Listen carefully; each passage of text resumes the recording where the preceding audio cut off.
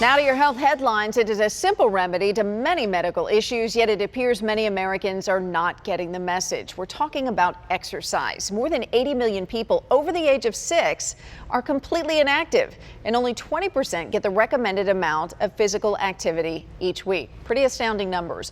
Dr. Mitchell Goldman is here from UCSD to kind of explain the benefits of exercise and sort this all out for us. These are kind of hard to believe statistics, Dr. G, but welcome. You know, it's true. And almost every Tuesday evening, we talk about how exercise benefits conditions from Alzheimer's disease to diabetes. But what makes it very important to talk about it today are two recent studies that came out. One that shows that exercise is actually really good for pregnant women. So women that are pregnant should actually start exercising. Really good for them.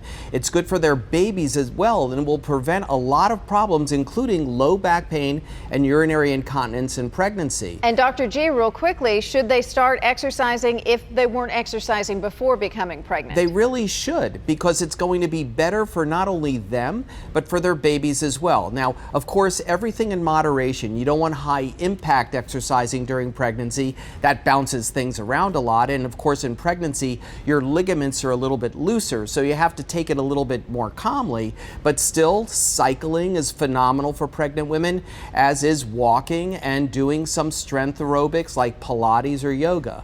But the other study that just came out regards older people like me. So we found out that older people can actually become younger by exercising. And the type of exercising is called high intensity exercising or interval training.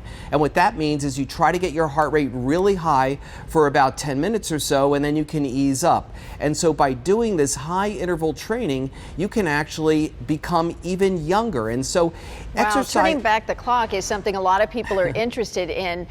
Let's break down some of these exercises you're talking about, because the studies also looked at short-term and long-term risks of inactivity. Let's start there. Yes, well, we all know that the biggest risk of inactivity is weight gain. And when you start gaining weight, you start to have a lot of problems. The easy ones are arthritis. The more weight you have, the more back pain you're going to have.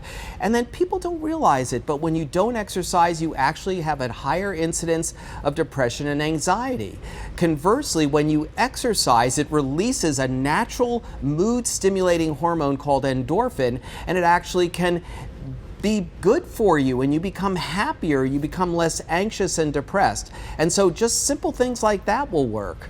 Let's talk about strength training versus cardio. These are always these ongoing debates about whether one is more effective than the other in terms of weight loss, but break down what exactly they are for people at home who might be thinking of getting off the couch and starting. Yes, well, cardio is when you're doing something that increases your heart rate probably in the 130s to 140s to, if you're athletic, 150s. And the best way to do it is fast walking, cycling, and running. So that's cardio. It's not just walking 1 mile an hour, it's fast walking. And of course, cycling is my passion, and then running. But weight training is actually really good. And weight training is not becoming muscle man. It's not like lifting 1,000,000 pounds. Yoga is a wonderful way of weight training. So is Pilates and Tai Chi. So all you need to do is use your own body weight in order to do effective weight training.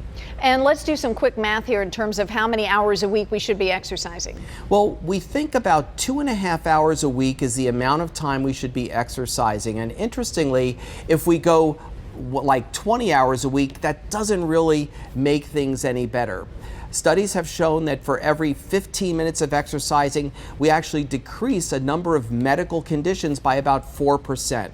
So you want to exercise at least 30 minutes a day. Try to exercise, if you're doing anything, for at least 10 minutes at a time. That gets the heart rate up, that gets the body endorphins up, and that really stimulates your health. It's incredible, all the benefits that come with it, including the elusive fountain of youth that we're all chasing could be found on a brisk run.